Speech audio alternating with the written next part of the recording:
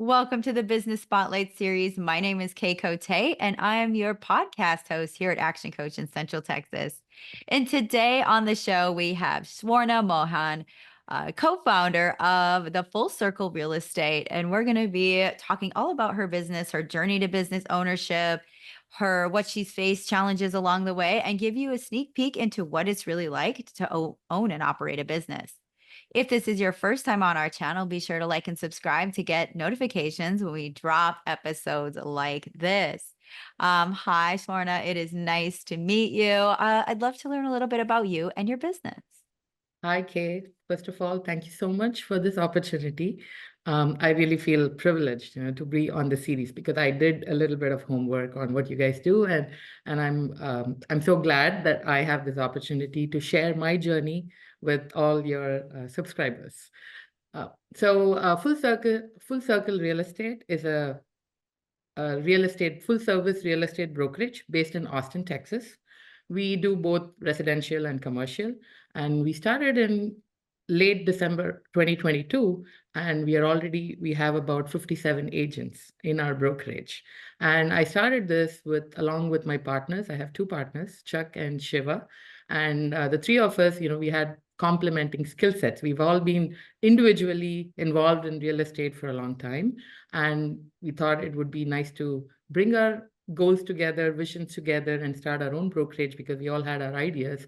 And so that's how we came together and we started. And we are proud of what we have built so far. Oh, that is really cool, especially when you can find those partners that you can work with really well and build something together. So Exactly. tell me a little bit, like, what does your day to day look like as a co-founder? I would say I am when it comes to time management, I'm not the most structured person. I'm also a mom. I have two kids. So my day starts pretty early. I start at 5 o'clock, getting the kids ready to school. And then once they leave off to school and I start my work, and pretty much it's filled with a lot of meetings, meeting my agents, meeting leads, meeting with other business owners to see how we can collaborate and work together. I also have a second business. I also do a lot of syndication and development projects. So there's a lot of investors that I talk to, developers that I work with, meet with, to see how we can potentially collaborate. So have a lot of meetings throughout the day. And pretty much my day goes on till 11 in the night. I have meetings even at that late night because I work with different time zones. So yeah, it's work all through the day, in between trying to shuffle between my mom duties and my work duties. But I think making myself available to all these vendors, agents, is what has helped me make me look approachable, and they find it easy working with me. So I think that's definitely something that I have to do because definitely that helps grow my business as well. Oh, well, that is incredible, especially juggling a lot of different like things going on in life. And so that flow state is so nice when you're working with a lot of moving parts and a lot of people. True. And how many employees do you currently have, or do you have employees in the business as well? Yes, we do have some admin type of employees because we have 57 agents. There's a lot of documentation that needs to be handled, policies, streamlining our process, how things get done when somebody has a question or somebody needs help with the transaction. So we have about 4 people offshore. So we have an offshore admin team because they can work around the clock, and we have about 2 to 3 part-timers and full-timers admin people here in Austin. And so between the seven, we try to get a lot of things done during the day. And of course, when agents have questions, me and my partners, we are available. We try to have meetings where they can come and open up and ask questions about their transaction. So yes, between the agents are all independent contractors. That's how it works in the real estate brokerage field. So between the agents and the admin, we have a lot of people we talk to. That is a busy day. Kind of like what moving into what makes your business special.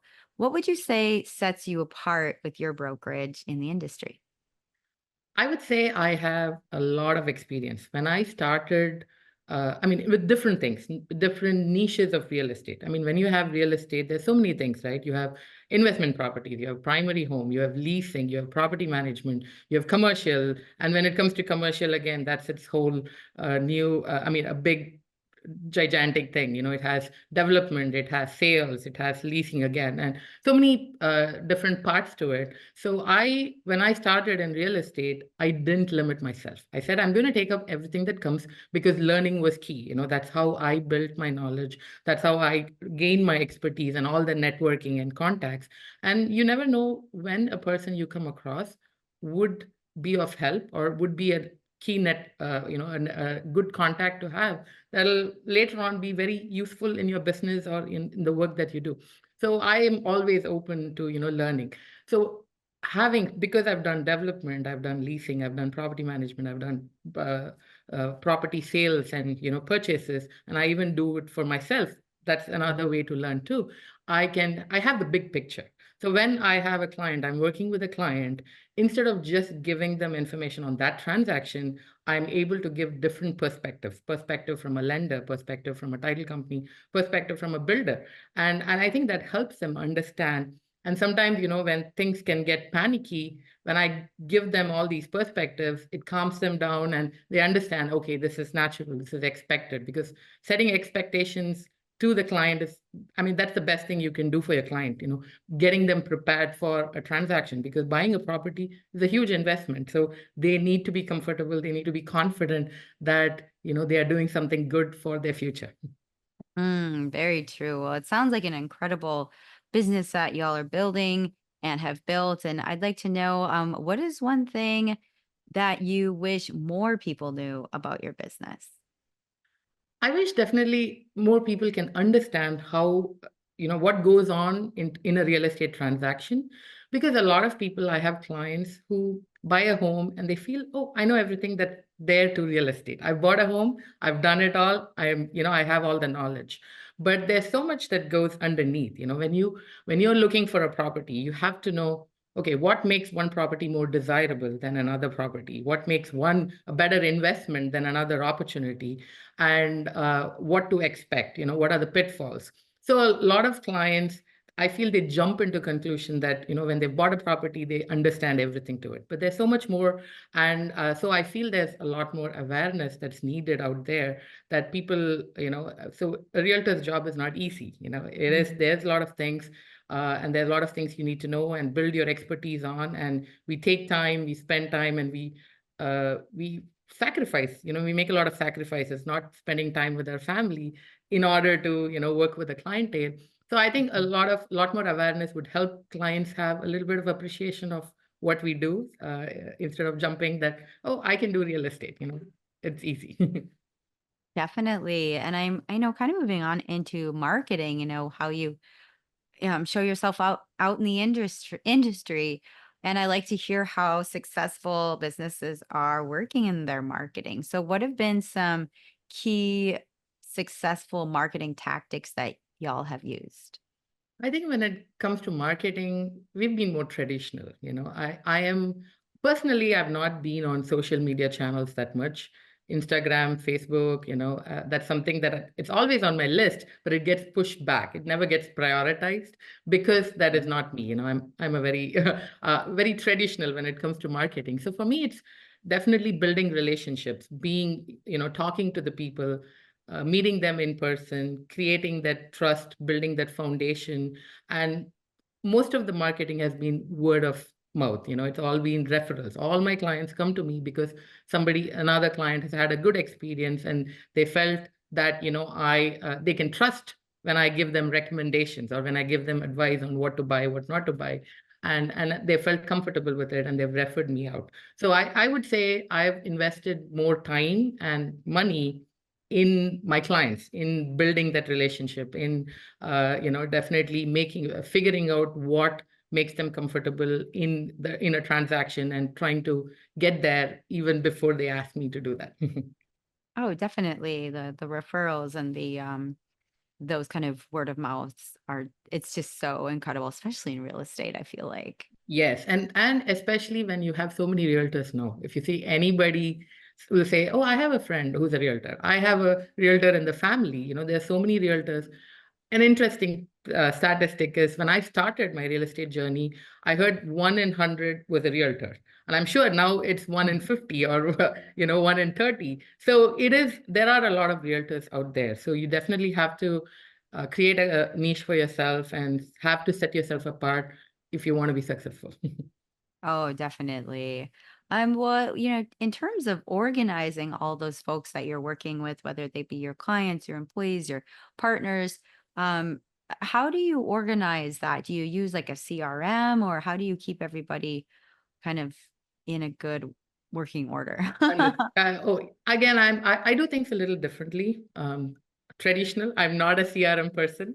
I Mhm. am trying to get into that Excel sheet. A lot of my contacts, Excel sheet and phone book. But when it comes to organizing my work, I another thing that we do in our brokerage is collaborating. So I love to collaborate with my agents. I don't do any transaction just by myself. Even though it's my lead, it's my own lead, I feel that's the best way for any realtor to learn. So it's an opportunity for me to teach my agents or coach my agents on how transactions should be done. So any Mhm. transaction or any clientele that I start working with, I always bring in a team member, an agent from my brokerage. So depending on what the client needs are, whether I would pick a brand new agent or an agent who has got enough expertise so they can handle the clientele's expectations. We form a group chat, a group text, or we do a lot of business on WhatsApp. So we form a group text, and I'm watching what my agent is communicating with them, and they get to watch what I say to my clientele. So it's a win-win for everybody. The client gets prompt responses on all their questions. The agent is learning what I have to say and how I deal with certain questions, and I get some of the work delegated, so I am not spending my 100% on one clientele because I do have to stretch my time between different clienteles. So I feel it's a win-win, and it's worked out well for me, and everybody's learning from that environment.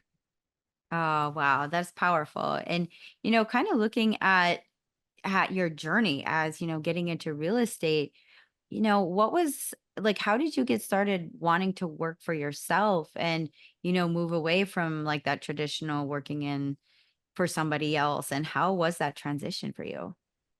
I actually came to this country through my engineering job. I came on a visa. I started as an engineer. My major is actually physics, and I have a Okay. bachelor's in electronics also. So that's how I started. For 10 years, I was in semiconductors, a chip design industry.